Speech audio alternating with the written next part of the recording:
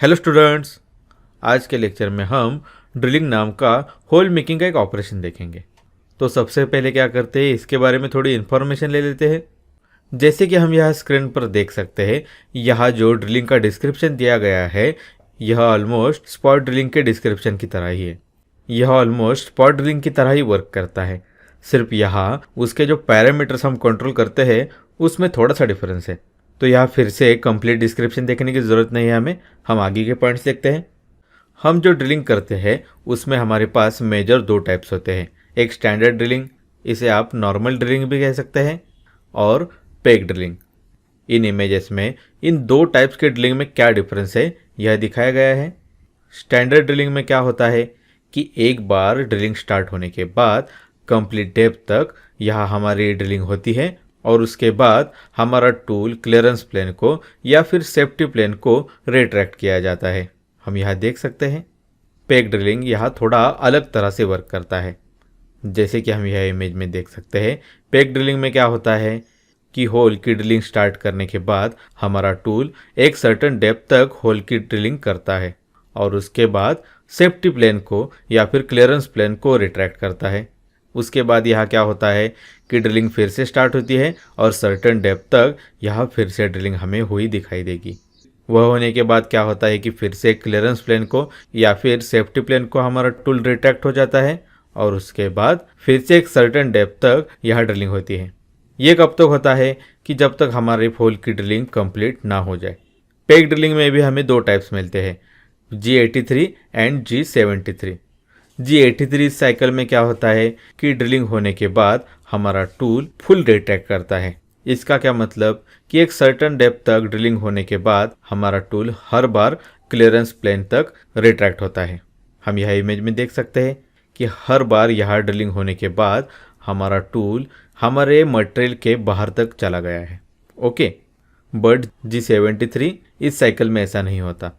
यहाँ क्या होता है कि यहाँ ड्रिलिंग स्टार्ट होने के बाद हमारा टूल एक सर्टेन डिस्टेंस तक ही रिट्रैक्ट करता है और उसके बाद फिर से ड्रिलिंग होती है।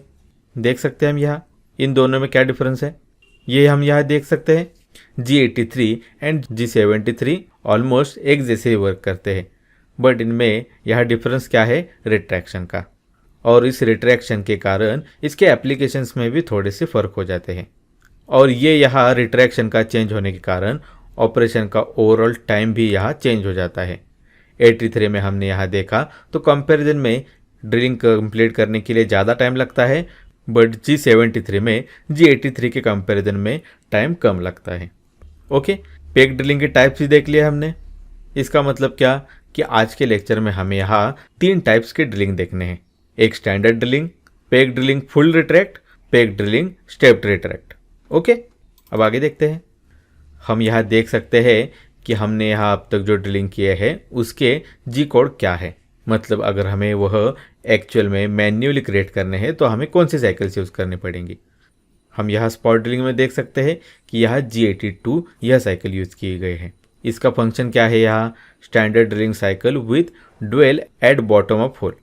ड्वेल का मतलब क्या होता है कि हमारा ड्रिलिंग ख़त्म होने के बाद कुछ समय के लिए हमें अगर हमारा टूल उसी पोजीशन में वहाँ रहने देना है तो वहाँ हम एक टाइम दे सकते हैं, उसे हम ड्वेल टाइम बोलते हैं। ये कैसे करते हैं ये हमने स्पॉट ड्रिलिंग के लेक्चर में बताया नहीं है, बट हम इस लेक्चर में वह बता देंगे। ओके, अभी हमने यहाँ क्या देखा कि G82 यह एक्चुअल में अगर हमें स्पॉट ड्रिलिंग करना है तो यह साइकिल हमें यूज़ करना पड़ता है, बट जब हम NX में यह करते हैं तो वह G82 यह साइकिल यूज़ नहीं की जाती, उसके जगह यहाँ G81 यह साइकिल यूज़ की जाती है। ओके, NX में यहाँ बहुत जगह ऐसा किया जाता है कि सेम रिजल्ट अलग साइकिल से भी लिया जाता है। इससे हमारे ओरिजिनल पर्पज़ में ज़्यादा फर्क नहीं पड़ता, सो आप उस पर ज़्यादा ध्यान नहीं देंगे। ये इसलिए हम यह बता रहे हैं कि सिर्फ एक्चुअल में अगर आपको सेम रिजल्ट चाहिए तो आप वो कैसे अचीव करेंगे। ठीक है, बाकी का फंक्शन भी देखते हैं। G81 standard drilling, drill simple shallow holes and centre drilling. मतलब यहाँ क्या कि सिंपल एंड शैलो होल्स हम यहाँ ड्रिल कर सकते हैं और सेंटर ड्रिलिंग भी हम यहाँ कर सकते हैं। G83 peg drilling full retract, drill into the part in pegs and after each peg full retract from the hole. ठीक है, जैसे हमने इमेज में देखा। लास्ट में यहाँ क्या है, G73 peg drilling step drilling. Similar to G83, but instead of retracting completely out of the hole, the machine will pull back specific amount, then resume drilling. Okay? अब आपने ये तो देख लिया कि पर्टिकुलर ड्रिलिंग टाइप कैसे work करता है, बट यह कब यूज़ किया जाता है यह हम एक बार देख लेते हैं। हम स्टैंडर्ड ड्रिलिंग कब करते हैं? कंसिडर कीजिए कि मटेरियल ज़्यादा हार्ड नहीं है और उस होल की डेप्थ भी ज़्यादा नहीं है, तो हम वहाँ स्टैंडर्ड ड्रिलिंग यूज़ करेंगे। आप स्टैंडर्ड ड्रिलिंग के लिए एक जनरल रूल फॉलो कर सकते हैं। वह जनरल रूल क्या है कि हम जो यहाँ ड्रिल कर रहे हैं उसकी डेप्थ ज़्यादा से ज़्यादा टूल डायमीटर के मतलब ड्रिल के 3 टाइम्स या फिर उससे कम होनी चाहिए। मतलब क्या कि hole depth to drill is less than और equal to 3 times diameter of tool diameter. Okay, मतलब आप कंसिडर कीजिए कि आपके पास यहाँ 6 डायमीटर का एक टूल है, तो उस टूल का यूज़ करके आप स्टैंडर्ड ड्रिलिंग के साइकिल से ज़्यादा 18 mm का होल ड्रिल कर सकते हैं। अगर आपको उससे ज़्यादा डेप्थ की ड्रिलिंग करनी है तो आप वहाँ क्या करेंगे? पेग ड्रिलिंग का यूज़ करेंगे। इसी के साथ जिस मटेरियल पर हम ड्रिलिंग कर रहे हैं उसकी हार्डनेस बहुत ज़्यादा है, तो वहाँ भी हमें स्टैंडर्ड ड्रिलिंग के जगह पेग ड्रिलिंग का यूज़ करने की ज़रूरत पड़ सकती है। पेग ड्रिलिंग में भी हम क्या करते हैं कि जिन होल्स की डेप्थ बहुत ज़्यादा है वहाँ peg drilling with full retract का यूज़ करते हैं, और कंपैरिजन में होल्स की डेप्थ अगर कम हो तो हम वहाँ क्या करेंगे? पेग ड्रिलिंग स्टेप ड्रिलिंग का यूज़ करेंगे वहाँ। ठीक है, बट ये जनरल रूल हो गया। हम मोस्ट ऑफ द केसेस में अगर पेग ड्रिलिंग की ज़रूरत हो रही हो तो हम क्या करेंगे? G83 peg drilling with full retract का यूज़ करेंगे स्टार्टिंग में। हमें जब तक ये इंश्योर नहीं हो रहा कि चिप रिमूवल प्रॉपरली है तब तक हम वहाँ G73 का यूज़ नहीं करेंगे। पेग ड्रिलिंग का यूज़ करने का मेन पर्पज़ क्या है कि प्रॉपरली वहाँ चिप रिमूवल होना चाहिए। अगर वह G83 से पॉसिबल नहीं हो रहा तो वह G73 से भी पॉसिबल नहीं होगा। उसकी जगह हमें ज़्यादा प्रॉब्लम फेस करने पड़ सकते हैं। अगर चिप रिमूवल प्रॉपरली ना हो तो हमारा टूल ब्रेक हो सकता है। इसी के साथ होल प्रॉपरली मशीन नहीं होगा, और प्रॉपरली ना मशीन होने के कारण होल के डायमेंशंस भी बिगड़ सकते हैं, मेंटेन नहीं हो सकते प्रॉपरली। तो इन कारण हम क्या करेंगे? मोस्ट ऑफ द केसेस में G83 peg drilling full retract का यूज़ करेंगे। ओके, और एक बार हमें इंश्योर हो जाए कि यहाँ प्रॉपरली चिप रिमूवल हो रहा है तो हम क्या करेंगे? G73 पर हमारा प्रोग्राम शिफ्ट करके देखेंगे।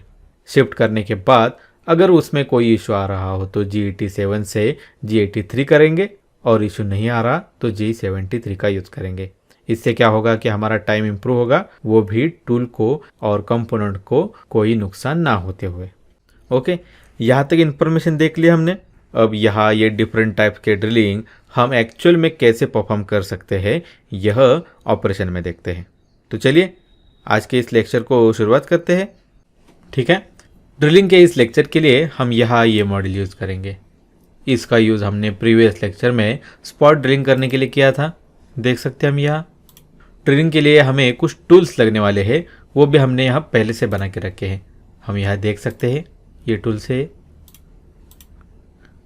मैं फिर भी आपको एक टूल कैसे बनाते हैं वह दिखा देता हूँ।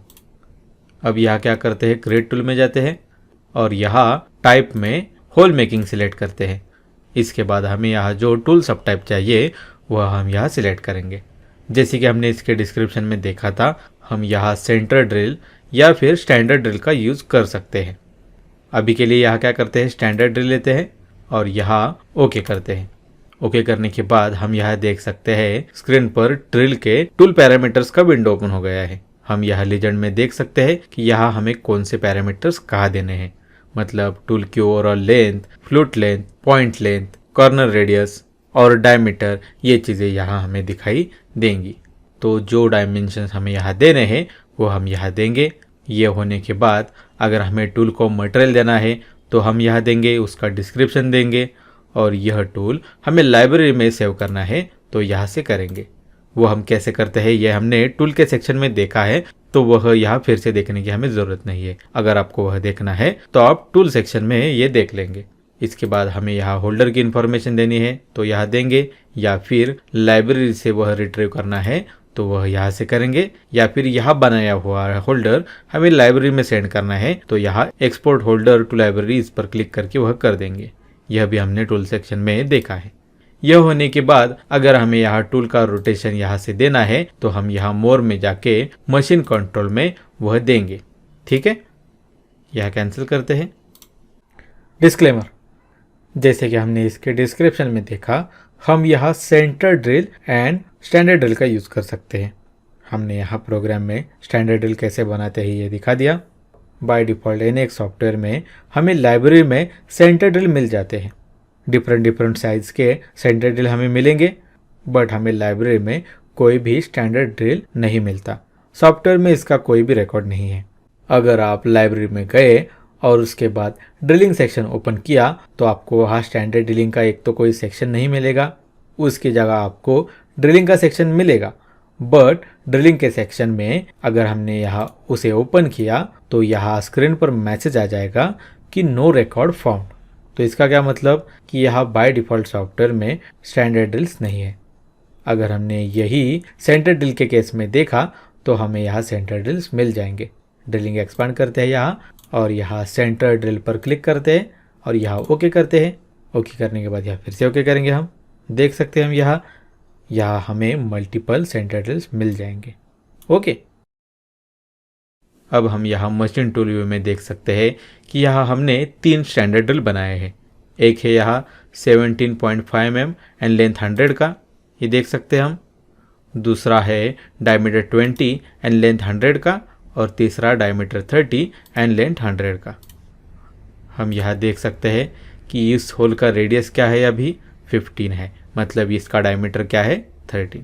मतलब इन तीनों होल्स के लिए हमें यहाँ ये 30 डायमीटर का टूल लगेगा। इसके बाद हम यहाँ देख सकते हैं कि इस होल का रेडियस कितना है, 10 है। यहाँ मिनिमम रेडियस देख सकते हैं हम यहाँ। इसका मतलब क्या है कि इस होल का डायमीटर 20 है, तो ये 20 डायमीटर का ड्रिल हमें यहाँ यूज़ करना पड़ेगा इन 4 होल्स के लिए, देख सकते हैं हम। और ये जो नीचे होल्स है उनका रेडियस हम यहाँ देख सकते हैं जियोमेट्रिक प्रॉपर्टीज़ की विंडो में कितना है 8.75, मतलब इसका डायमीटर कितना होगा 17.5। तो इन नीचे के होल्स के लिए हमें ये ड्रिल लगेगा यहाँ। ओके, अब यहाँ क्या करते हैं, जियोमेट्रिक व्यू में जाते हैं और यहाँ क्या करेंगे, हम ऑपरेशन क्रिएट कर लेंगे। पहले क्या करेंगे, हम यहाँ ये जो 3 बड़े होल्स है जहाँ हमें 30 डायमीटर का टूल यूज़ करना है वो पहले कर लेते हैं। इससे पहले हमने जैसे देखा है हम यहाँ 2 तरीके से ऑपरेशन क्रिएट कर सकते हैं। एक तो हम यहाँ वर्क पीस पे या फिर ऑपरेशन पर यहाँ राइट क्लिक करके यहाँ इंसर्ट में जाके ऑपरेशन पर क्लिक करके क्रिएट ऑपरेशन का विंडो ओपन कर सकते हैं, या फिर यहाँ क्रिएट ऑपरेशन के ऑप्शन पर डायरेक्टली क्लिक करके क्रिएट ऑपरेशन का विंडो ओपन कर सकते हैं। ठीक है, क्रिएट ऑपरेशन का विंडो ओपन होने के बाद सबसे पहले हमें यहाँ क्या करना है, टाइप में हमें जो मशीन टाइप चाहिए वह सिलेक्ट करना है। अभी हमें यहाँ होल मेकिंग के ऑपरेशन बनाने हैं तो यहाँ हम टाइप में होल मेकिंग सिलेक्ट करेंगे। इसके बाद हम यहाँ क्या करेंगे, ऑपरेशन सब टाइप सिलेक्ट करेंगे। अभी हम यहाँ कौन सा ऑपरेशन बनाने वाले हैं, ड्रिलिंग का, तो यहाँ ड्रिलिंग सिलेक्ट करेंगे हम।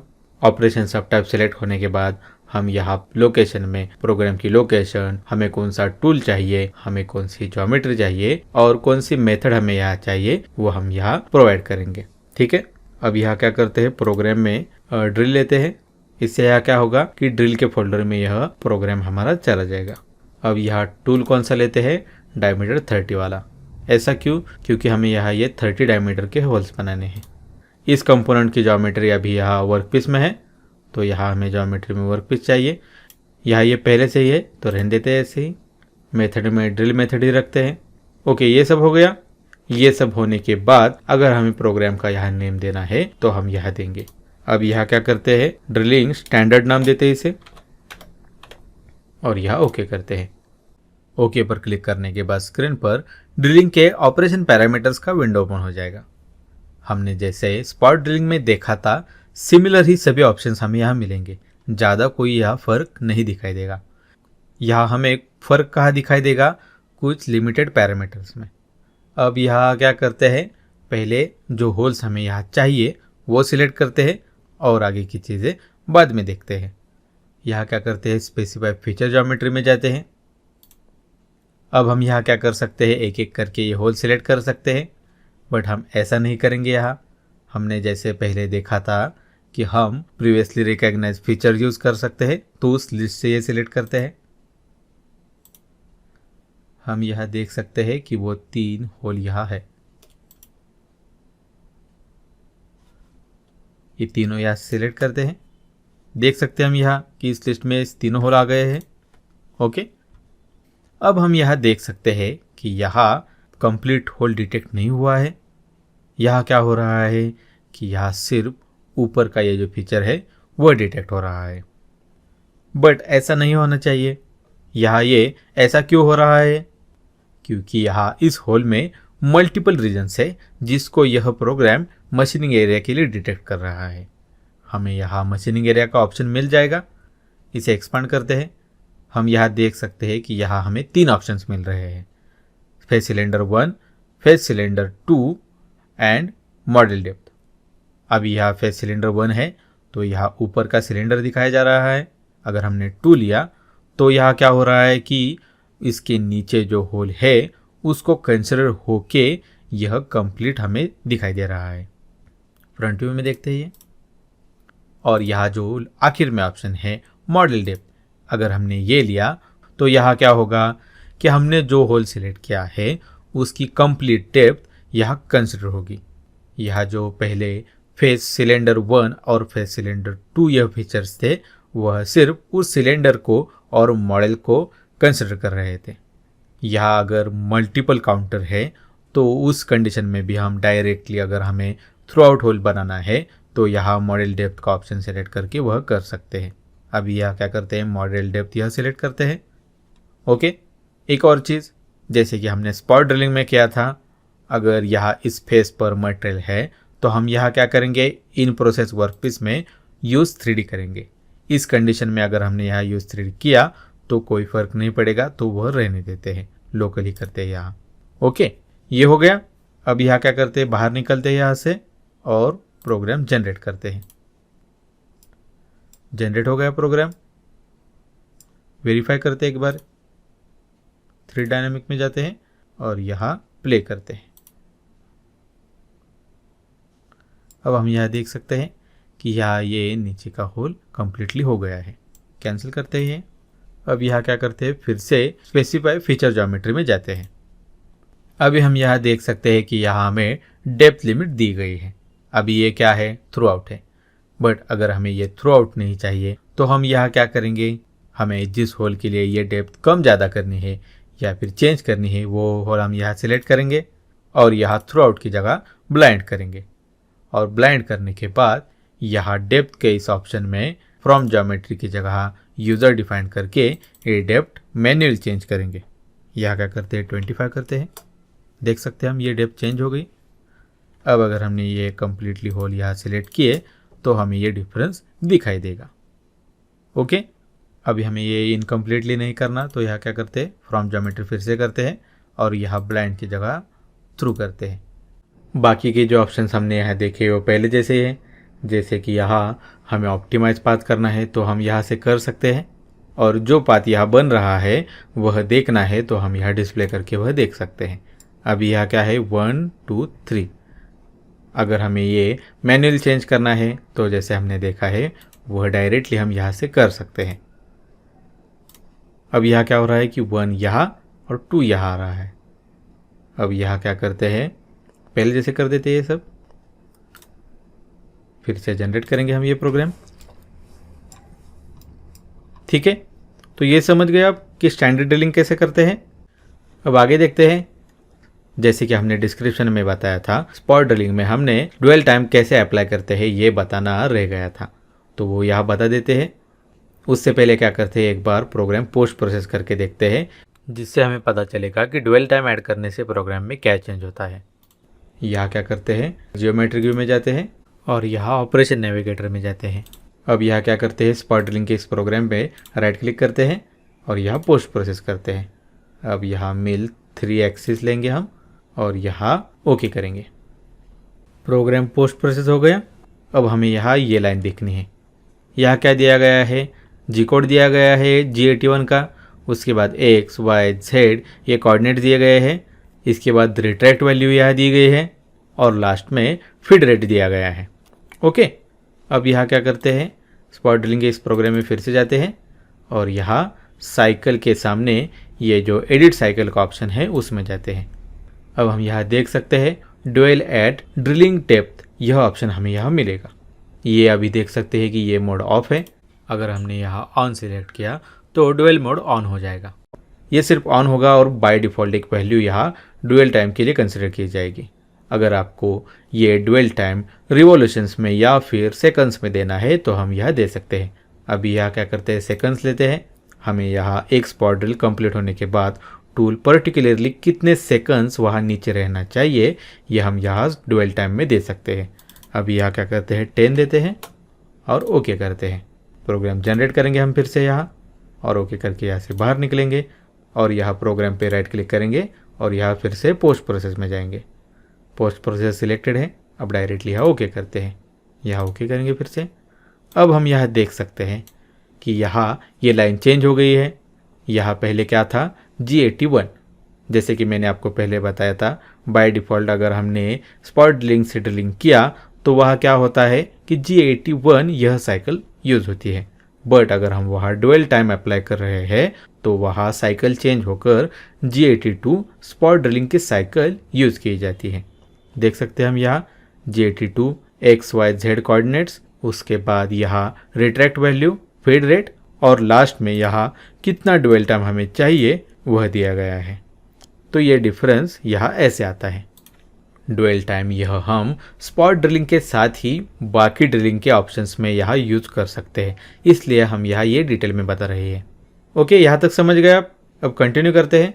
ड्रिलिंग स्टैंडर्ड के इस ऑपरेशन में जाते हैं। हमने स्पॉट ड्रिलिंग में मोशन आउटपुट एंड साइकिल देखी थी। स्पॉट ड्रिलिंग की तरह ही यहाँ मोशन आउटपुट मशीन साइकिल है और साइकिल ड्रिल है। इसमें जहाँ ज़्यादा कुछ फ़र्क नहीं होगा। सो अगर आपको यहाँ भी ड्वेल टाइम देना है तो आप यहाँ से दे सकते हैं। अभी इसकी यहाँ ज़रूरत नहीं है तो वह रहने देते हैं, बट अगर आपको वह देना है तो आपके पास वह ऑप्शन प्रेजेंट है। कटिंग पैरामीटर्स में जाते हैं। यहाँ motion output and cycle same होने के कारण यहाँ हमें ऑप्शंस में कुछ ज़्यादा फर्क नहीं दिखाई देगा। स्ट्रैटेजी में हमें स्पॉट ड्रिलिंग के जैसे ही top offset, wrap to offset and bottom offset ये ऑप्शंस मिलेंगे। स्टॉक में भी हमें पहले की जैसे सिर्फ यहाँ टॉलरेंसेस के ऑप्शन मिलेंगे और यहाँ मोर में क्लियरेंस का ऑप्शन मिलेगा। यहाँ फ़र्क क्या है, स्पॉट ड्रिलिंग में हमने क्या देखा था कि सिर्फ टॉप ऑफसेट यहाँ दिया गया था, बाकी के रैप टू ऑफसेट और बॉटम ऑफसेट में 0-0 था। बट यहाँ ऐसा नहीं है, यहाँ टॉप ऑफसेट और बॉटम ऑफसेट ये दोनों भी वैल्यूज़ दी गई है। सो अगर आपको ये चेंज करना है तो आप यहाँ से कर सकते हैं। ओके, यहाँ तक समझ गए आप। अब आपको कुछ यहाँ क्वेश्चंस हो सकते हैं, जैसे कि हमने यहाँ अगर बॉटम ऑफसेट दिया और कोई होल ब्लाइंड हुआ तो यहाँ उस पर कुछ इसका असर होगा क्या नहीं। अगर हम यहाँ जो होल बना रहे हैं वह ब्लाइंड होगा तो उसकी ज्योमेट्री को डिटेक्ट करके हमारा प्रोग्राम यह डिस्टेंस वहाँ अप्लाई नहीं करेगा, तो उस पर आपको ज़्यादा ध्यान देने की ज़रूरत नहीं पड़ती।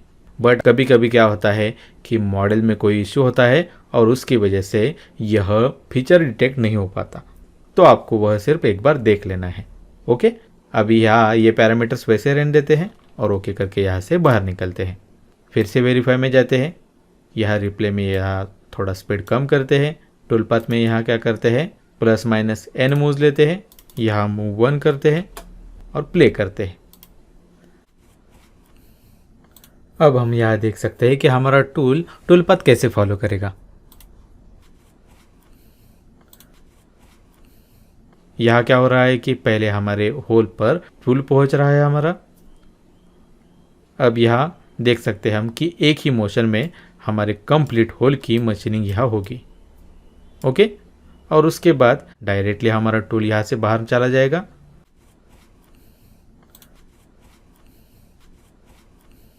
इसका मतलब क्या कि जैसे हमने डिस्क्रिप्शन में देखा था, यहाँ सिर्फ सिंगल मोशन में होल की मशीनिंग हो रही है। ओके, तो स्टैंडर्ड ड्रिलिंग कैसे वर्क करता है ये तो आपको समझ में आ गया। अब क्या करते हैं, बाकी की जो 2 टाइप्स हमने पेग ड्रिलिंग के देखे थे वह देख लेते हैं। उसमें से सबसे पहले कौन सा टाइप देखेंगे हम, पेग ड्रिलिंग फुल रिट्रैक्ट। तो यहाँ ओके करके यहाँ से बाहर निकलते हैं और यहाँ फिर से ओके करके ये विंडो क्लोज करते हैं। अब हम यहाँ क्या करते हैं, यही ऑपरेशन यहाँ कॉपी कर लेते हैं और उसे यहाँ पेस्ट करते हैं। इसका नाम चेंज करेंगे हम, drilling peck full retract FR।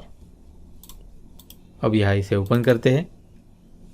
अब हम यहाँ देख सकते हैं यह ऑपरेशन हमने जो सेकंड बनाया है, यह ओपन करने के बाद यहाँ एक अलर्ट मैसेज आ गया है। वो क्या, feature already completely machined bye previous operations. इसका मतलब क्या कि इस ऑपरेशन में अभी जो फीचर ज्योमेट्री सिलेक्टेड है वह प्रीवियस ऑपरेशन से कंप्लीटली मशीन हो गई है।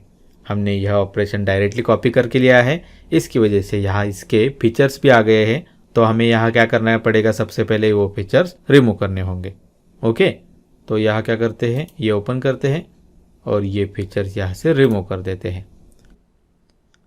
अब हमें यहाँ कौन से होल की मशीनिंग करनी है, ये 4 होल्स है, इनकी मशीनिंग करनी है। तो ये होल सेलेक्ट कर लेते हैं, इस बार यहाँ से डायरेक्टली करते हैं।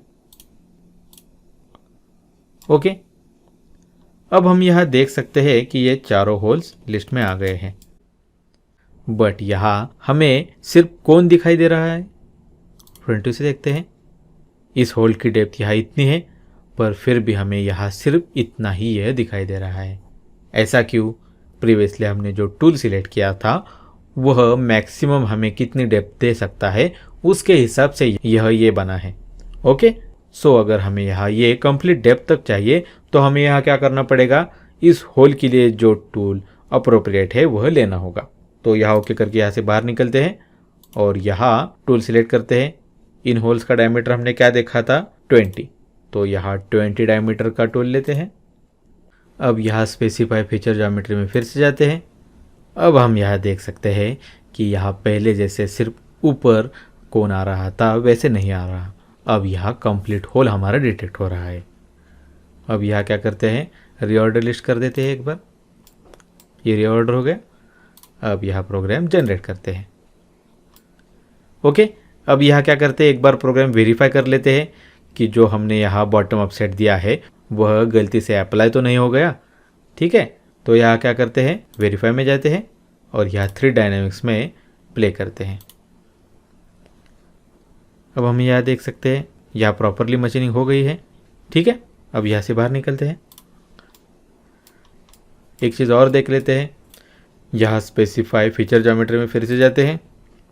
अभी हम यहाँ लिस्ट में देख सकते हैं कि सभी होल्स के लिए यहाँ डेप्थ लिमिट ब्लाइंड आ गई है, बट कंसिडर कीजिए कि हमने ये गलती से थ्रू कर दिया और प्रोग्राम जनरेट करने की कोशिश की तो क्या होगा, यहाँ ये हमें अलर्ट दे देगा कि some features were not cut because gouge was detected, show geometry.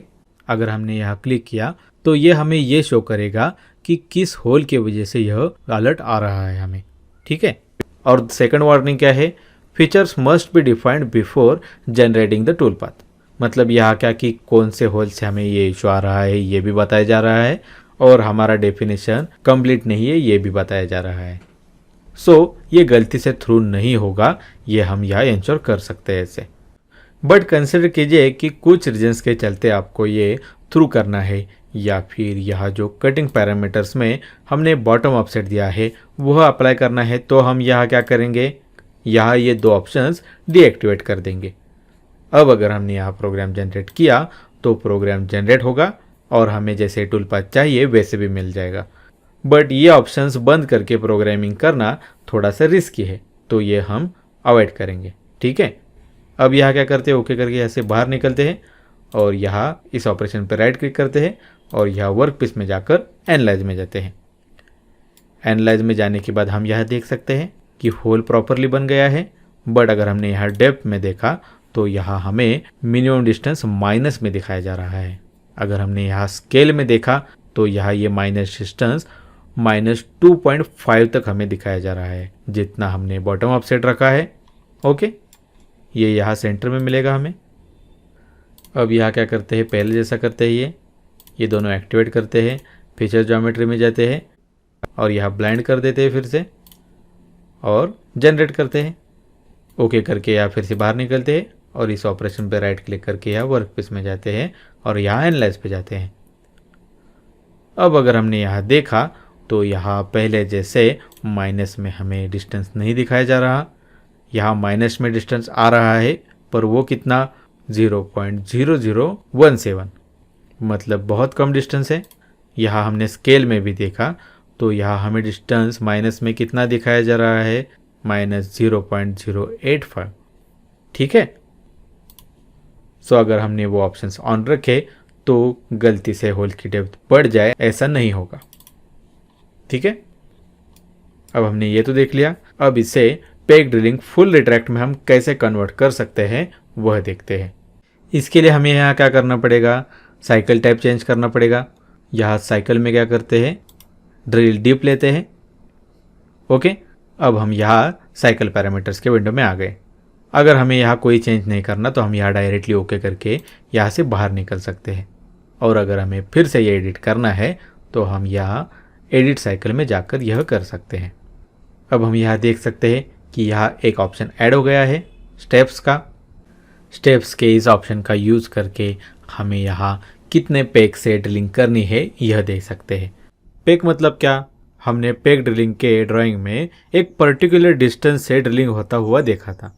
उस डिस्टेंस को हम यहाँ एक तो स्टेप या फिर पेग कह सकते हैं। ठीक है।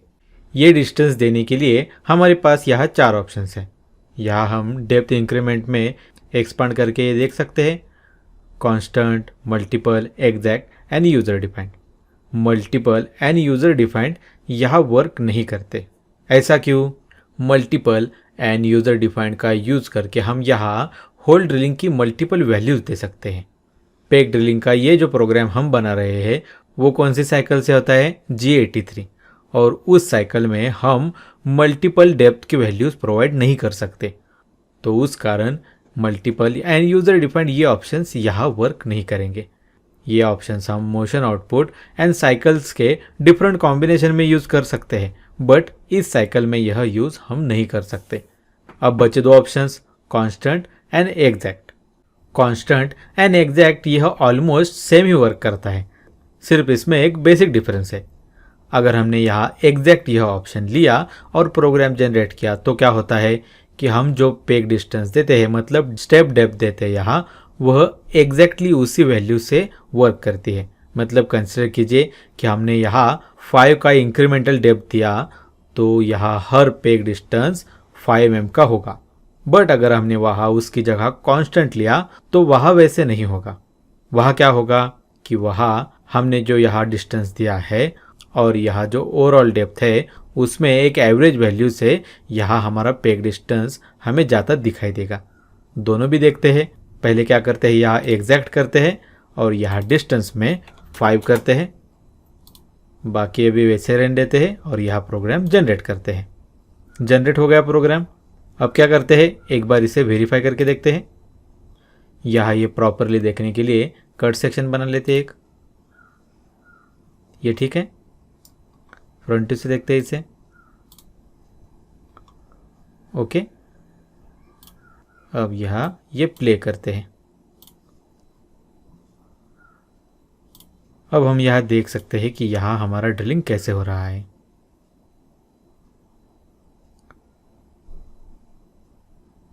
देख सकते हैं हम कि यहाँ एक सर्टेन वैल्यू से हमारा टूल थोड़ा थोड़ा करके ड्रिलिंग कर रहा है और हर ड्रिलिंग होने के बाद टूल यहाँ हमारे कंपोनेंट के बाहर तक चला जा रहा है, मतलब रिट्रैक्ट प्लेन तक। यहाँ हम लास्ट में देख सकते हैं, यहाँ सिर्फ इतना डिस्टेंस यहाँ रह गया है। हमने यहाँ एग्जैक्ट वैल्यू ली है, इस वजह से यहाँ क्या होगा कि कंप्लीट डेप्थ में एग्जैक्ट वैल्यू से हमारा टूल ट्रांसफ़र होगा और यहाँ जो थोड़ा सा डिस्टेंस रह गया है उसके लिए एक छोटा सा कट यहाँ बनेगा।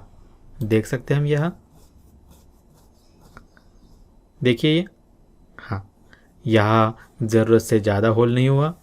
ओके, ये यहाँ ऐसा क्यों हुआ, क्योंकि हमने यहाँ एग्जैक्ट वैल्यू ली, उसकी वजह से यहाँ जो सरप्लस था वह एक छोटी मूव से करना पॉसिबल हुआ। ठीक है।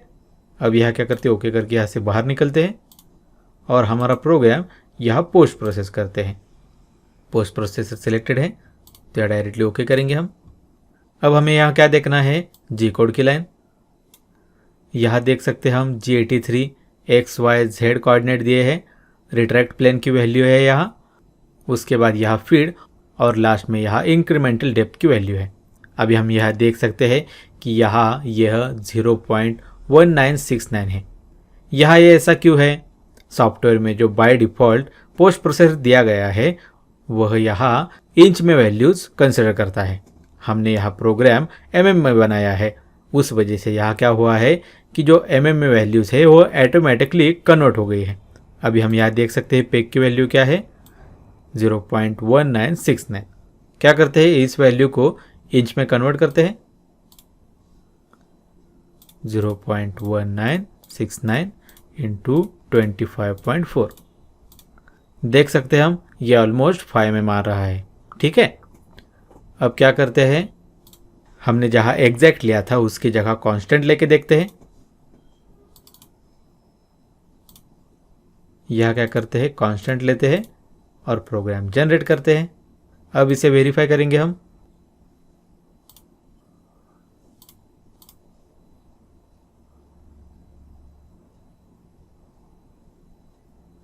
देख सकते हैं कि अभी भी यहाँ एक पर्टिकुलर वैल्यू से ही हमारा टूल ट्रांसफर हो रहा है। यहाँ ज़्यादा कुछ डिफरेंस भी नहीं दिख रहा हमें, बट हमें यहाँ ध्यान क्या देना है, इस लास्ट पोर्शन पर।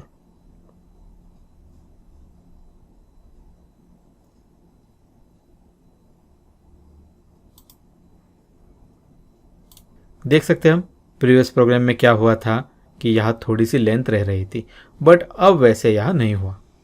ओके, अब क्या करते हैं, इसे पोस्ट प्रोसेस करके देखते हैं।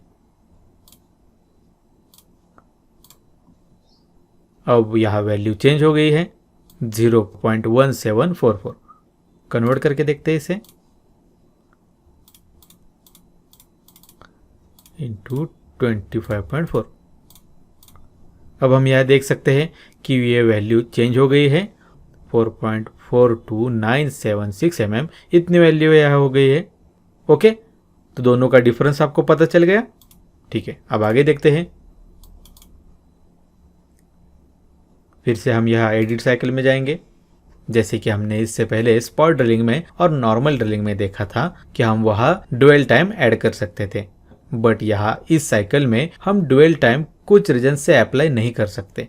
एक्चुअल में यह हमें आना चाहिए करना, बट यहाँ सॉफ्टवेयर हमें अलाउ नहीं करता। देखते हैं अभी यहाँ क्या है, डुअल मोड ऑफ है, यहाँ सेकंड्स करते हैं और यहाँ डुअल 10 सेकंड्स देते हैं और यहाँ प्रोग्राम जनरेट करते हैं। अब प्रोग्राम पोस्ट प्रोसेस करेंगे हम।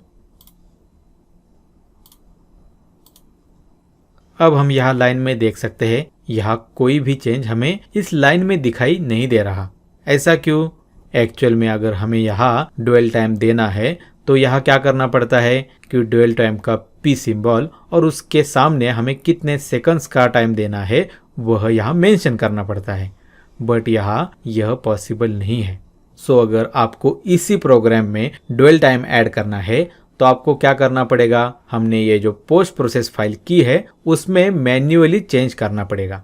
हम यहाँ सॉफ्टवेयर में यह इस प्रोग्राम में नहीं इनपुट कर सकते, बट इसका हमारे पास सॉल्यूशन है। हम दूसरे साइकिल का यूज करके यहाँ हमें जैसा रिजल्ट चाहिए वैसा अचीव कर सकते हैं और उसमें डुअल टाइम ऐड कर सकते हैं। बट जिस साइकिल का यूज करके हम ये प्रोग्राम बना सकते हैं उसमें एक्चुअल ड्रिलिंग साइकिल कोई भी यूज नहीं होती।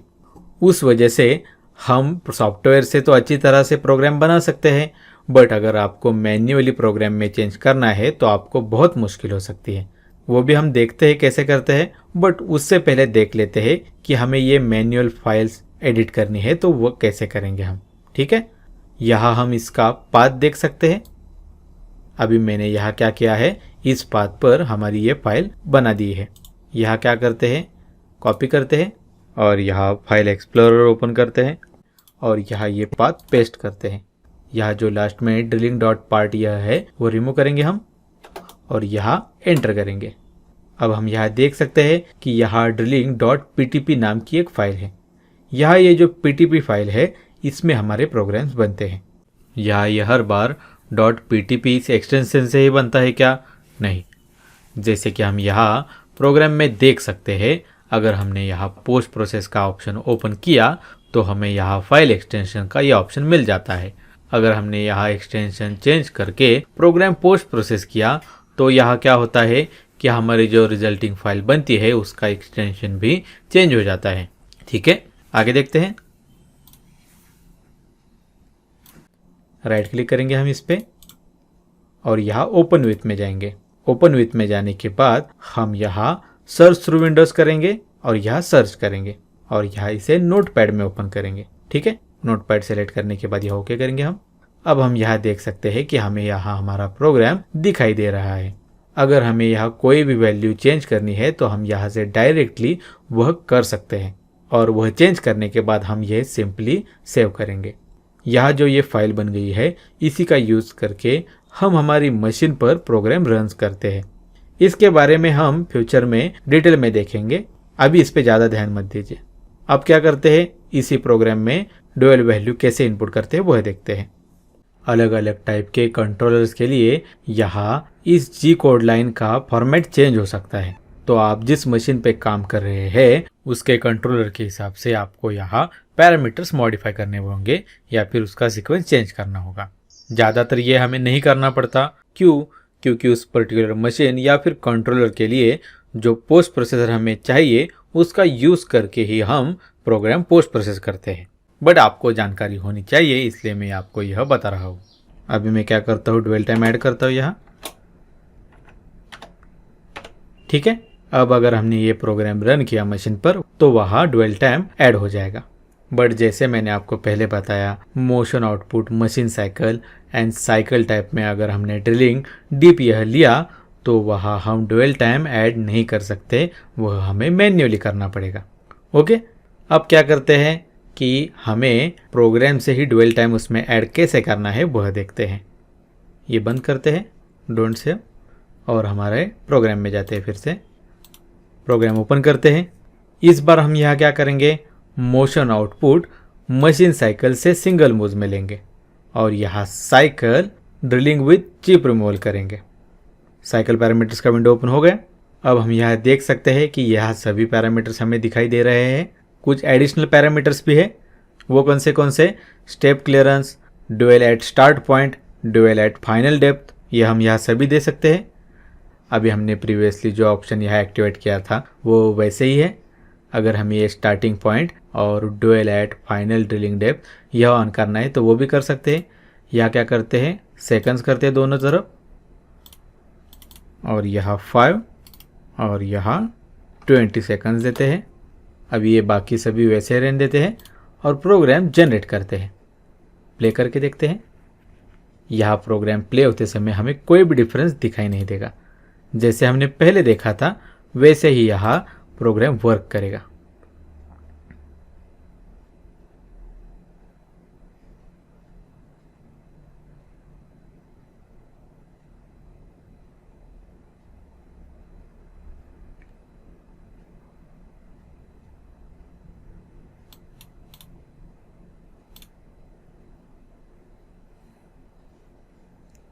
ओके, अब इसके प्रोग्राम में क्या डिफरेंस होता है देखते हैं।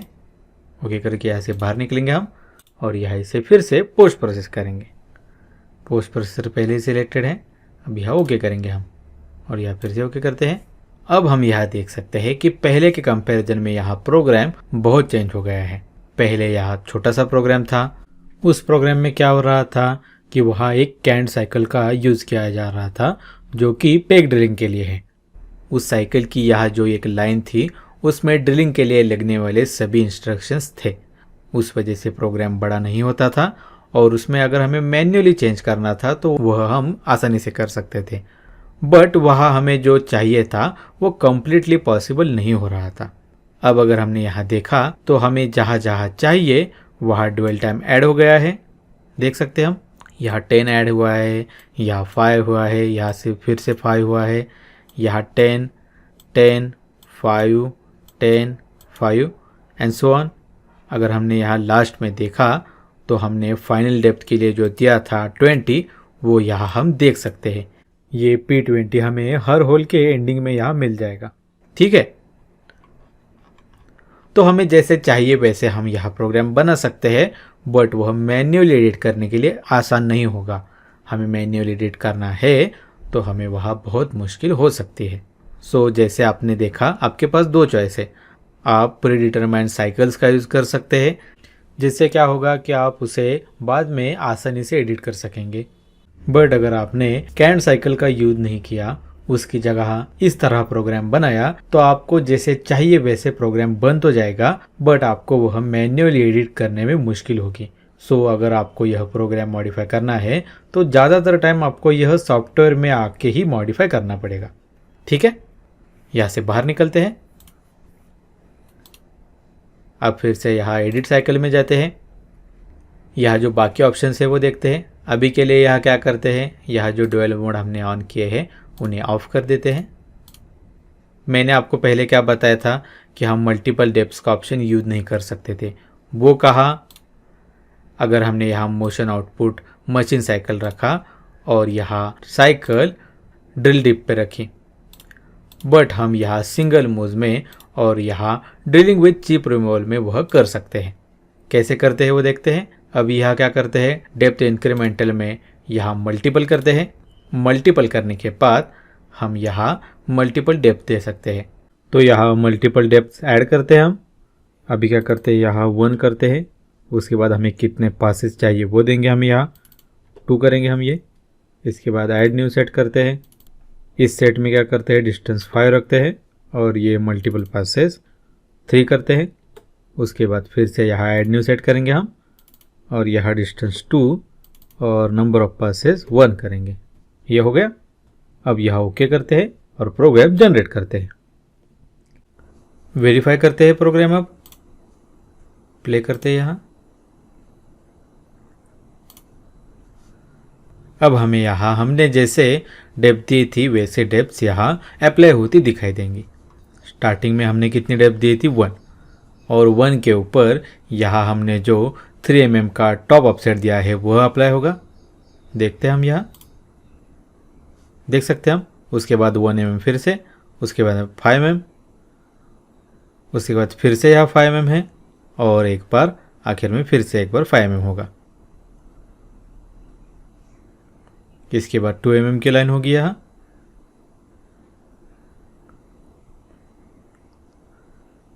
देख सकते हैं हम यहाँ कैसे ये हो रहा है। और जो हमने डेप्थ दी है उनका सीक्वेंस ख़त्म हो जाने के बाद वो खुद से हमारी जो लास्ट डेप्थ है उसका कॉम्बिनेशन यूज़ करके होल की ड्रिलिंग कंप्लीट करेगा।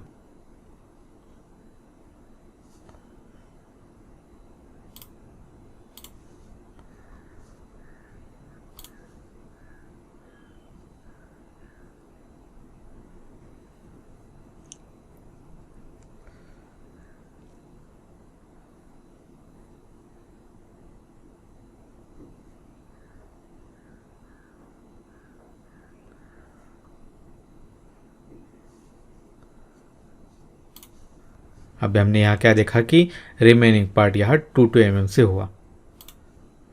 ठीक है, अब इसे पोस्ट प्रोसेस करके देखते हैं। पोस्ट प्रोसेसर ऑलरेडी सिलेक्टेड है, या डायरेक्टली ओके करेंगे हम और या फिर से ओके करेंगे। अब अगर आपने यहाँ ठीक से देखा तो आपको पता चलेगा कि यहाँ कैसे हमारे मल्टीपल डेप्थ्स आ गए हैं। इसके लिए आपको यहाँ क्या करना पड़ेगा, इसके z कोऑर्डिनेट्स एक दूसरे से कंपेयर करने होंगे। ठीक है, कैंसिल करते हैं ये।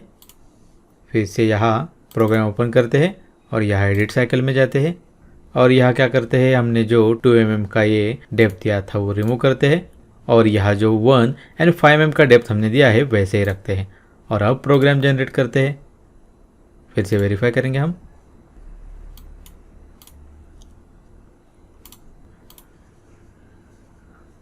देख सकते हैं हम यहाँ पहले जैसे 1 से प्रोग्राम हो रहा है, उसके बाद यहाँ क्या होगा कि 5 mm से हमारा प्रोग्राम जनरेट होगा।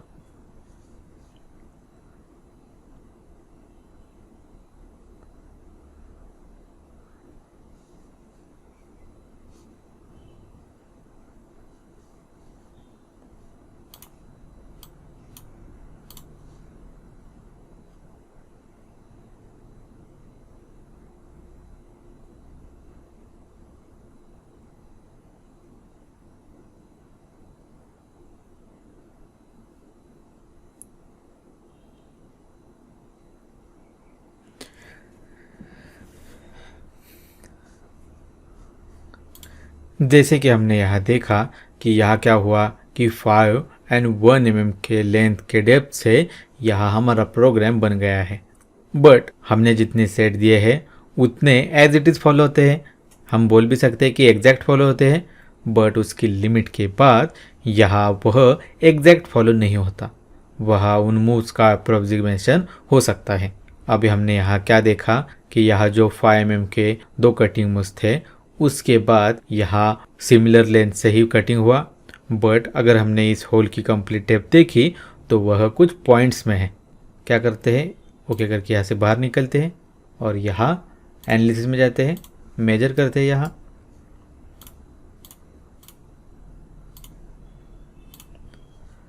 यहाँ मैक्सिमम क्लियरेंस लेते हैं। देख सकते हैं हम यहाँ 31.0086 mm यह डिस्टेंस है। यहाँ पहले 2 मूव्स कितने डेप्थ ऑफ कट से हुए थे, 1, और उसके बाद 5 mm से 2 हुए थे। देख सकते हैं हम यहाँ 1 mm के 2 मूव्स थे और 5 mm के 3 थे। इसका मतलब ये डिस्टेंस कितना हो गया, 17 mm।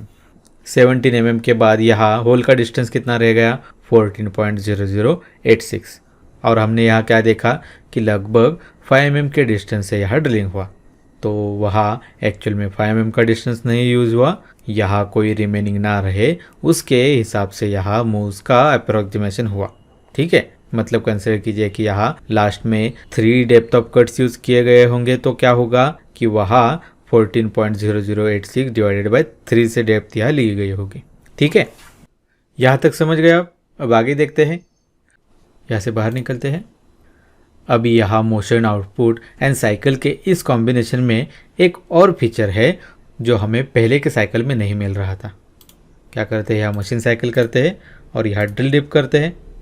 अब हम यहाँ देख सकते हैं कि यहाँ स्टेप का ऑप्शन है, बट यहाँ स्टेप क्लियरेंस का ऑप्शन नहीं है। स्टेप क्लियरेंस क्या होता है, यहाँ जो हम स्टेप्स में ड्रिलिंग कर रहे हैं उस हर स्टेप की मुंह के ऊपर हमें कितने क्लियरेंस से कटिंग स्टार्ट करना है, उस डिस्टेंस को हम यहाँ स्टेप क्लियरेंस डिस्टेंस बोलते हैं। वह एग्जैक्टली टॉप ऑफसेट जैसा वर्क करता है, बट हम यहाँ जो कटिंग पैरामीटर्स में टॉप ऑफसेट देते हैं वह कहाँ वर्क करता है, यहाँ होल के स्टार्टिंग में जो मुंह होती है उसके ऊपर।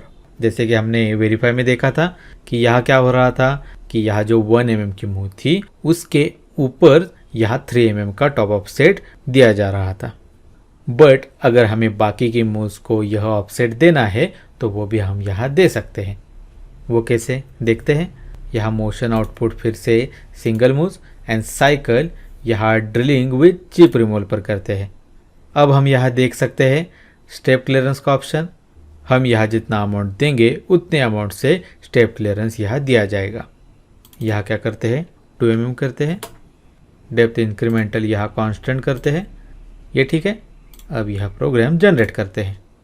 वेरीफाई में जाते हैं। अब फिर से यहाँ फ्रंट व्यू करते हैं और यहाँ प्ले करते हैं। अब देखिए यहाँ ये कैसे हो रहा है। यहाँ पहले जो हमने टॉप अपसेट दिया था वो अप्लाई हुआ। अब यहाँ देखिए इस पॉइंट तक कटिंग हुआ था, बट उसके ऊपर यहाँ 2 mm का क्लियरेंस मिल गया। अब फिर से देखिए, यहाँ देख सकते हैं हम यहाँ हर कटिंग मूव के ऊपर क्लियरेंस हमें मिल रहा है। जैसे कि हमने पहले देखा, यह हम स्टैंडर्ड साइकिल में नहीं दे सकते, बट इस मोशन टाइप में हम यह दे सकते हैं। ठीक है, इस कॉम्बिनेशन में हमें ये देने को मिलेगा और इस कॉम्बिनेशन के बाकी के टाइप से उसमें भी हमें ये आसानी से मिल जाता है, बट वो आगे देखेंगे।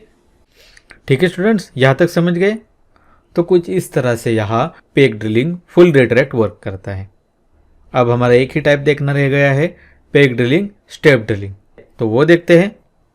यहाँ क्या करते हैं, ओके करके यहाँ से बाहर निकलते हैं और ये ऑपरेशन यहाँ कॉपी कर लेते हैं और यहाँ इस पे पेस्ट करते हैं। अब इसको रिनेम करेंगे हम drilling peg step drilling SD। ठीक है, अब ये ओपन करते हैं। अब यहाँ फिर से अलर्ट आ रहा है कि हमने यहाँ जो स्पेसिफाई फीचर ज्योमेट्री में फीचर्स लिए हैं वो पहले से ही मशीन हो गए हैं। तो सबसे पहले हम यहाँ क्या करेंगे, हमें जो फीचर चाहिए वो सिलेक्ट कर लेंगे।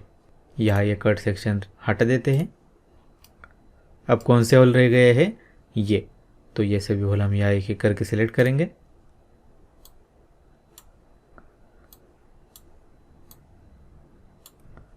पहले जो 4 होल है यहाँ उन्हें रिमूव कर देते हैं। ओके, यहाँ हमें टोटल कितने होल करने हैं, 8 होल करने हैं, और इस लिस्ट में 8 होल आ गए हैं। अब इसका सीक्वेंस भी ऑप्टिमाइज कर लेते हैं। यहाँ शॉर्टेस्ट पाथ करेंगे हम, और यहाँ रीऑर्डर लिस्ट करेंगे। रीऑर्डर हो गया। हमने यहाँ होल तो सिलेक्ट कर लिए। अब हमें यहाँ क्या क्या करना है, यहाँ इसका टूल चेंज करना होगा हमें इस होल के डायमीटर के हिसाब से। इसी के साथ हमें यहाँ ये भी ध्यान में रखना होगा कि यहाँ ये जो स्टेप है वह मशीन नहीं हुई है। अगर मशीन होती तो हम यहाँ डायरेक्टली ऐसे ही प्रोग्राम बना सकते थे, बट यहाँ मशीनिंग नहीं हुई है तो हमें वह मटेरियल यहाँ कंसिडर करना होगा।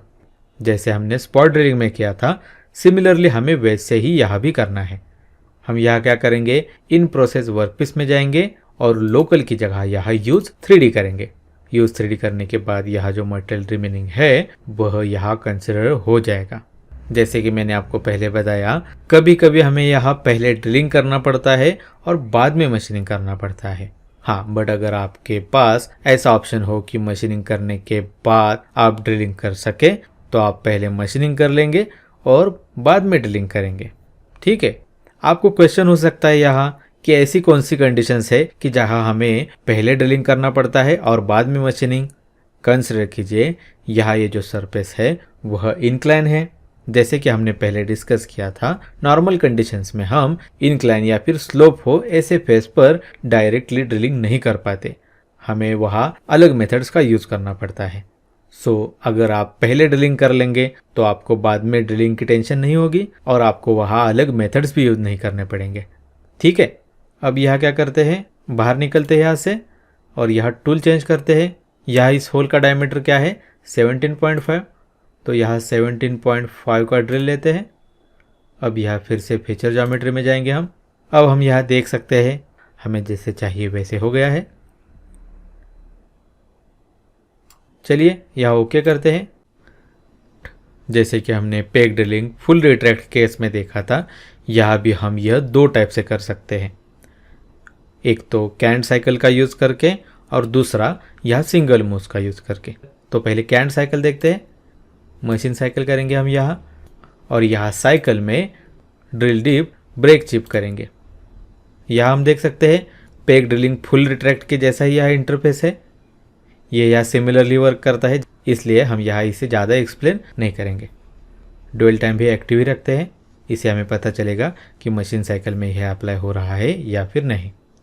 ओके करते हैं यहाँ और जनरेट करते हैं। एक बार ये वेरीफाई करते हैं। यह वेरीफाई में जाते हैं। सबसे पहले क्या करेंगे, हम पहले की तरह क्रॉस सेक्शन कर लेंगे। यहाँ व्यू में जाते हैं और एडिट सेक्शन में जाते हैं। इसके बाद हम यहाँ क्या करेंगे, ये पहला होल है तो यहाँ हमारा ये सेंटर लेंगे। ओके, ये हो गया। अब यह ओके करके यहाँ प्ले करते हैं। प्ले करने से पहले यहाँ फ्रंट व्यू कर लेते हैं। अब यहाँ प्ले करेंगे हम। अब हम यहाँ देख सकते हैं कैसे यहाँ स्टेप्स में हमारी ड्रिलिंग हो रही है। ठीक है, इसका नेचर आपको पता चल गया। अब यहाँ से बाहर निकलते हैं और प्रोग्राम एक बार पोस्ट प्रोसेस करते हैं। पोस्ट प्रोसेसर सिलेक्टेड है, ओके करेंगे हम यहाँ। प्रोग्राम पोस्ट प्रोसेस हो गया। अब हम यहाँ देख सकते हैं कुछ इस तरह से यहाँ प्रोग्राम जनरेट हुआ है। यहाँ हम देख सकते हैं कि यहाँ क्या हुआ है, हर होल के लिए यहाँ G73 का लाइन लिखा गया है। एक्चुअली यह ऐसे नहीं होता, जैसे हमने G83 के केस में देखा था वैसे ही यहाँ भी होता है कि पहले G कोड की लाइन लिखी जाती है और उसके बाद होल्स के कोऑर्डिनेट लिखे जाते हैं, बट यहाँ सॉफ्टवेयर ऐसे कर रहा है। डिस्क्लेमर, यहाँ हर होल के लिए अलग अलग G कोड की लाइन क्यों लिखी जा रही है, क्योंकि हमने IPW के ऑप्शन में यूज़ 3D का यूज़ किया है। नॉर्मली यहाँ मल्टीपल लाइन्स कब बनती है, यह तब होता है जब हमने यहाँ मल्टीपल टाइप्स के होल सेलेक्ट किए हैं जिनकी लेंथ या फिर बाकी फीचर्स में फ़र्क होगा। यहाँ हमने यूज़ 3D किया है तो उस कारण हर होल में थोड़ा डिफरेंस हो सकता है, यह कंसिडर करके सॉफ्टवेयर ने ऐसा किया है। अगर आप यूज़ 3D को छोड़कर यह प्रोग्राम बनाएंगे तो वहाँ नॉर्मली एक ही जी कोड लाइन लिखी होगी और उसके नीचे के लाइंस में सिमिलर होल के सिर्फ कोऑर्डिनेट्स लिखे जाएंगे। इस पे ज़्यादा ध्यान नहीं देंगे हम। लाइन देखते हैं। G83 की तरह ही यहाँ पहले G73 का जी कोड है, उसके बाद XYZ कोऑर्डिनेट्स यहाँ दिए गए हैं। इसके बाद यहाँ रिट्रैक्ट वैल्यू क्या होनी चाहिए ये दी गई है, जैसे कि हमने स्टेप क्लियरेंस देखा था। बट ये वैल्यू कौन सी होती है जो हम टॉप क्लियरेंस में देते हैं। बट जैसे हम यहाँ देख रहे हैं यहाँ R की वैल्यू 0 है। ऐसा क्यों?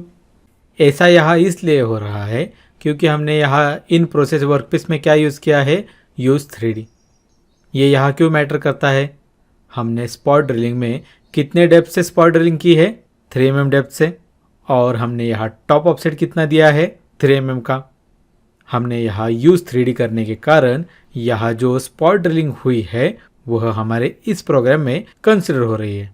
इस वजह से यहाँ क्या हो रहा है कि एक्चुअल होल की ड्रिलिंग -3 mm पे स्टार्ट होगी, बट उसके ऊपर यहाँ रिट्रैक्ट वैल्यू 3 mm की ही है। उस वजह से यहाँ क्या हुआ है कि 3 - 3 0, इस वजह से यहाँ R 0 आ गया है। पर अगर हमने यहाँ यूज़ 3D नहीं किया होता तो क्या होता कि यहाँ स्टेप पे जो मटेरियल है वह कंसिडर नहीं होता और वह एक्चुअल होल है उसके ऊपर 3 mm का ऑफसेट हमें यहाँ दिखाई देता। ठीक है। इसके बाद यहाँ क्या है कि फीड रेट है और हमारा पेग डिस्टेंस कितना होना चाहिए वह है।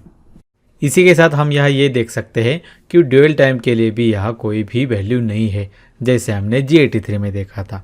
सो अगर आप जिस मशीन पे काम कर रहे हैं उस मशीन पे G73 साइकिल के लिए ड्यूअल टाइम देना अलाउड है तो आप यहाँ वो एडिट करेंगे और उसी के साथ आपको जितना रिट्रैक्ट वैल्यू देना है, मतलब टॉप ऑफसेट देना है, वह वैल्यू भी आप यहाँ एडिट करेंगे। ये कैसे करते हैं आपको मैंने एक बार दिखा दिया है, तो आप उसे फॉलो करेंगे।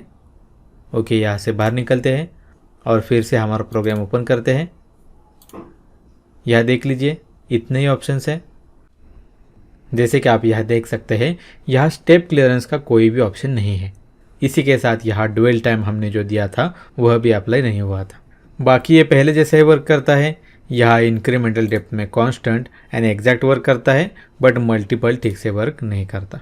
ओके, आगे देखते हैं। अभी हमने यहाँ कौन से प्रॉब्लम फेस किए। ड्यूअल टाइम ऐड नहीं कर सकते और रिट्रैक्ट वैल्यू नहीं दे सकते, तो वो कैसे देते हैं वो देखते हैं। यहाँ क्या करते हैं, मोशन आउटपुट यहाँ सिंगल मूव करते हैं और साइकिल यहाँ ड्रिलिंग विथ चिप ब्रेकेज करते हैं। Peg drilling with full retract के लिए हमने कौन सी साइकिल सेलेक्ट की थी, ड्रिलिंग विथ चिप रिमूवल।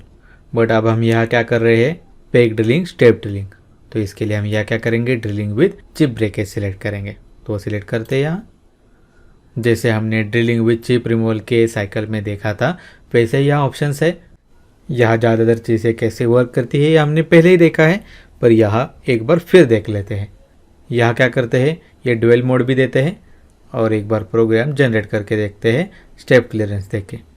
ठीक है, यहाँ डुअल एट ड्रिलिंग डेप्थ कितना है, 10 सेकंड दिया है हमने। यहाँ डुअल एट स्टार्ट पॉइंट कितना देते हैं, सेकंड्स करते हैं यहाँ, और यहाँ 10 करते हैं, नहीं यहाँ 5 करते हैं, और यहाँ dwell at final drilling depth seconds में 20 करते हैं। यह हमने यहाँ डिफरेंट क्यों दिया है, क्योंकि इससे हमें प्रोग्राम में कहाँ कौन सा डुअल दिया गया है ये क्लियरली दिख जाएगा। अभी यहाँ स्टेप क्लियरेंस क्या करते हैं, 1 mm देते हैं। अभी इतना ही देखते हैं, बाकी आगे देखेंगे। जनरेट करते हैं हम, और जनरेट होने के बाद यहाँ वेरीफाई करेंगे। फिर से यहाँ कट सेक्शन ऑन करेंगे हम।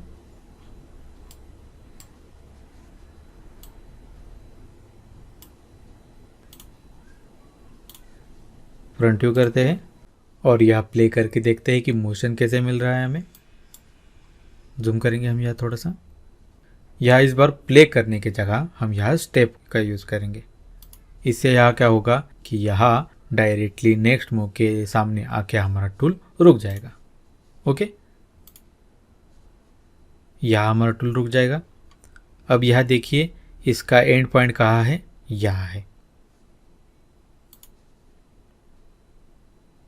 टूल यहाँ रुक गया। अब यहाँ क्या होगा कि हमारा टूल हमने जितना स्टेप क्लियरेंस दिया है उतना ही ऊपर उठेगा। ओके। और उसके बाद यहाँ जो हमने स्टेप क्लियरेंस की वैल्यू दी है और जो डेप्थ ऑफ कट दिया है वह कंबाइन होके एक कटिंग मूव यहाँ जनरेट होगी। फिर से यहाँ वैसे ही होगा।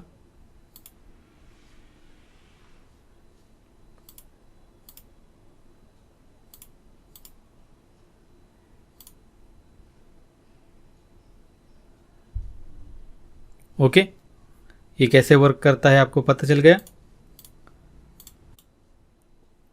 अब इसे पोस्ट प्रोसेस करते हैं। या पोस्ट प्रोसेस में जाएंगे, पोस्ट प्रोसेसर यहाँ सिलेक्टेड है, डायरेक्टली यहाँ ओके करेंगे, फिर से यहाँ ओके करेंगे। प्रोग्राम पोस्ट प्रोसेस हो गया।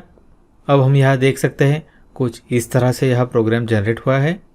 जहाँ जहाँ हमारा डुअल टाइम अप्लाई हो रहा है वो भी हमें यहाँ दिखाई देगा। यहाँ हम देख सकते हैं P10 है, उसके बाद यहाँ होल ख़त्म होने के बाद P20 आ गया है, देख सकते हैं हम यहाँ।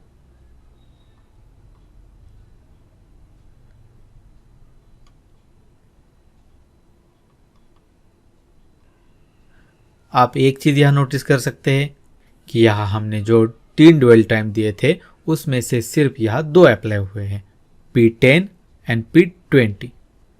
प्रोग्राम ओपन करते हैं। यहाँ हम देख सकते हैं यहाँ हमने जो dwell at drilling depth and dwell at final drilling depth यह दिया था वही अप्लाई हुआ है। यहाँ dwell at start point apply नहीं हुआ। ठीक है, तो ये आप ध्यान में रखेंगे। ओके, यहाँ तक देख लिया आपने। अब यहाँ ये ऑलमोस्ट हो गया है। अब यहाँ थोड़े से ऑप्शन देखने रह गए हैं, वो देख लेते हैं। जैसे कि यहाँ ये step retract status and time status का ऑप्शन है यहाँ।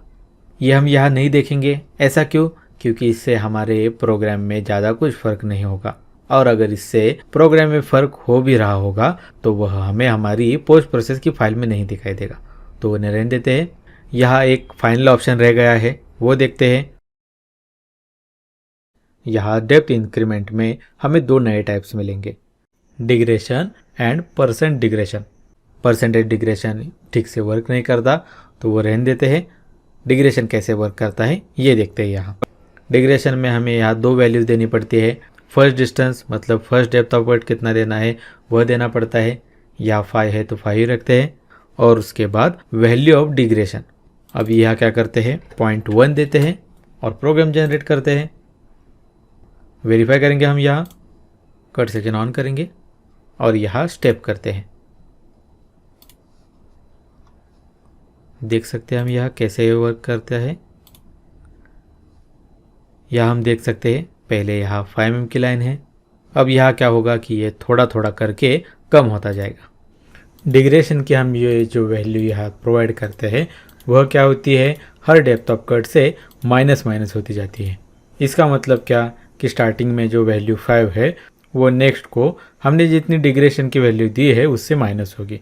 मतलब नेक्स्ट डेप्थ ऑफ कट 4.9 होगा, उसके बाद 4.8, उसके बाद 4.7। हमने अभी यहाँ डिस्टेंस ये कितना रखा है, सिर्फ 0.1 रखा है। इसकी वजह से हमें यह ज़्यादा नोटिस नहीं हो रहा। चेंज करते हैं, ये 0.1 की जगह यहाँ क्या करते हैं, 1 करते हैं। और अब जनरेट करेंगे हम। फिर से वेरीफाई करते हैं, कट सेक्शन ऑन करेंगे हम यहाँ और यहाँ स्टेप करते हैं। ये यहाँ इतना डिस्टेंस है। अब हम यहाँ देख सकते हैं ये थोड़ा थोड़ा करके कम हो रहा है।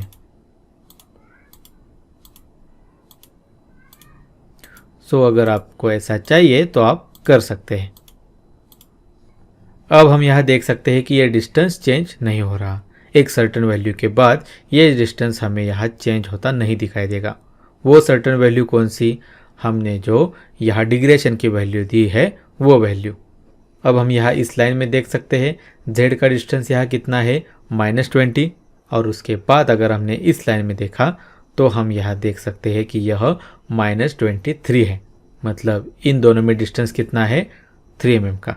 हमारी डिग्रेशन की वैल्यू क्या है, 1 mm है, और हमने स्टेप ऑफसेट कितना दिया है, 2 mm का। तो 2 + 1 3। हम यहाँ देख सकते हैं कि यहाँ स्टेप क्लियरेंस की वैल्यू 2 है। अगर हमने ये कम किया, यहाँ 0.5 किया और प्रोग्राम जनरेट किया तो हमें वह 1 mm से 0.5 हुआ दिखाई देगा। फिर से देखते हैं यहाँ।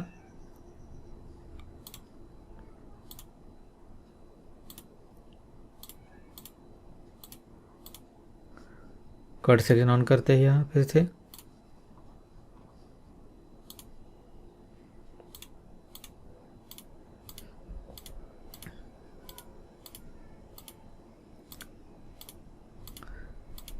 देख सकते हैं हम यहाँ कांस्टेंट डिस्टेंस हो गया है।